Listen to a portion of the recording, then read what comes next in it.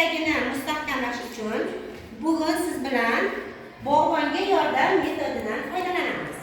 Buning uchun sizga daraxtimizda qanday mevalar pishgan? Mevalar pishgan. Mevalar qachon pishar ekan? Pishar ekan. Mana bu mevalarni, pishgan mevalarimizni biz bog'bonning sabatiga terishga yordam berishimiz kerak. Agar siz savollarga to'g'ri javob bersangiz, olmani bog'bonning sabatiga solasiz. Olmamiz uvol bo'lmaydi. Agar javob bera olmasangiz, mevamiz olmaning tagiga, daraxtning tagiga to'kilib uvol bo'ladi. Buning uchun qarang, sizga shart qanday? Mana bu berilgan chappalakni tugmachasini bosasiz va qaysi savolga strelkaning uchi tushsa, o'sha raqamdagi savolni olasiz va javobini aytasiz.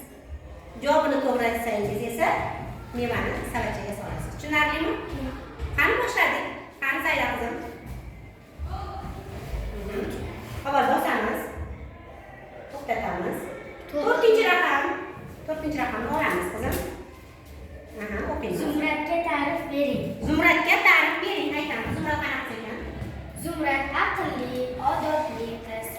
Olxo'ri pishmaganida, u pishmasdan oldin u daraxtdagi pishmagan mevani olmadi va uni pishgunicha kutdi va uni pishganidan keyin savatiga soldi va do'stlariga berdi. Yarashang, rahmat.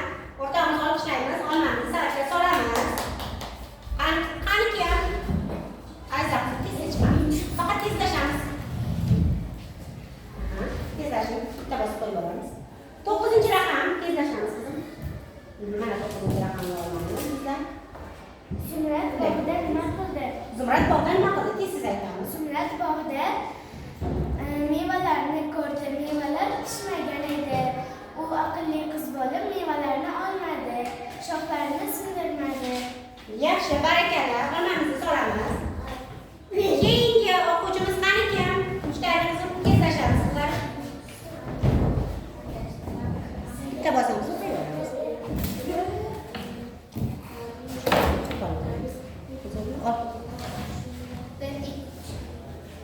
Hop, 5-chi raqamli meva tezlashamiz qizim. 5-chi raqamli meva. Mevalarning qanday foydasi bor? Mevalarning qanday foydasi bor? Mevalar olmada temir moddasi bor. U mevalar desak, u foydali bo'ladi. To'g'ri, mevalar biz organizm uchun foydali. Barakalla. Solamiz mevamizni savatchaga. Chiqamiz, misollar tezlashamiz qizim.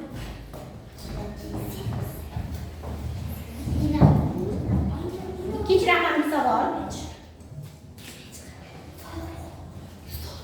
Mevalardan 10 tasini nomini ayting. Mevalarning nomini ayting. Sanaymiz. Qani mevalarni sanaymiz? Olma, nok, banan, olcha, uzum,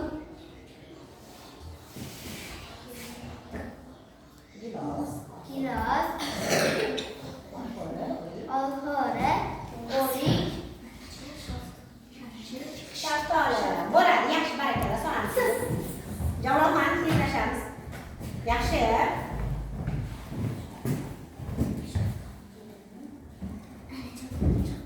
Birinchi raqamli savol, Javlonxon.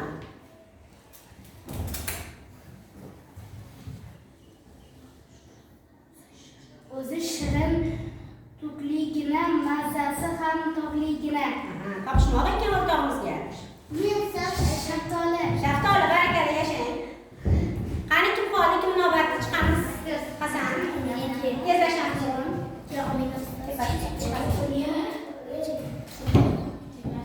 Birinchi raqamda olingan, ikkinchi raqam olingan, 10-chi raqam olamiz. Mana.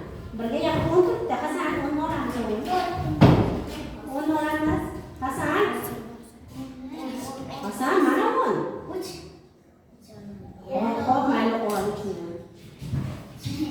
Olingan bo'lsa, unga yaqin turgan raqamni olamiz.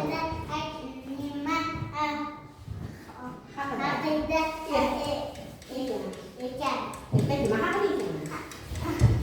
Zumrad suvlar sizrab turgan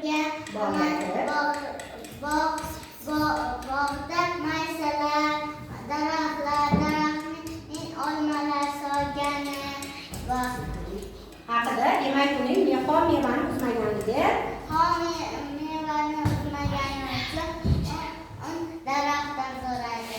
yashang, barakalloh, qasam qo'yamiz. Omina, tezlashing.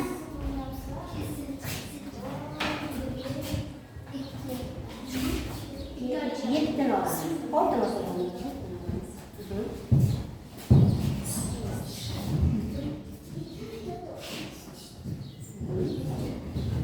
Mevalar haqida maqol.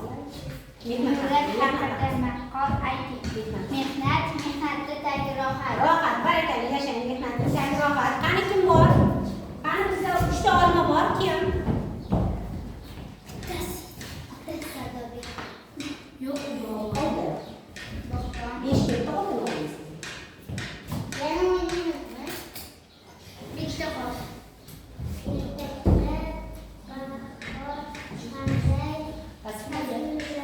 Ertakda bahor qanday tasvirlangan? Eshitaman. Shunday bahorlarimiz bo'lsin.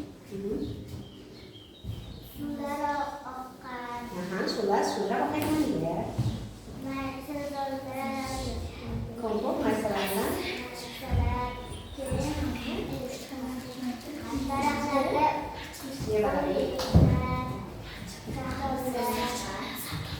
Barakalla, yashang. Qani kim barcha qizim?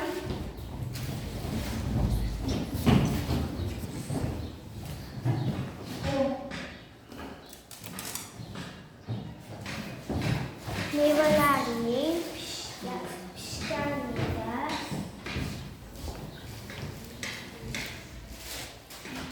Mevalar qanday? mevalar pishadigan joy. Daraxtlar pishadi, o'sadigan mevalar pishadigan joyimiz nima deb aytamiz? Bog' deb aytamiz. Barakalla. Oxirgi savolimiz bor. Yana qani kim? Xo'p, qani sayda? Xo'p, mayli, aylantiring, lekin bitta savolimiz bor. Olamiz. Tezlashing. Ertakdan qanday xulosa chiqardingiz? Ertakdan qanday xulosa chiqardingiz? Yaxshi. Zumrad daraxtlarda o'rik pishmaganda Zumrad uni olmadi, daraxtlarni sindirmadi. Pishgunicha sabr bilan kutdi Zumrad va daraxtlar va mevalar pishgandan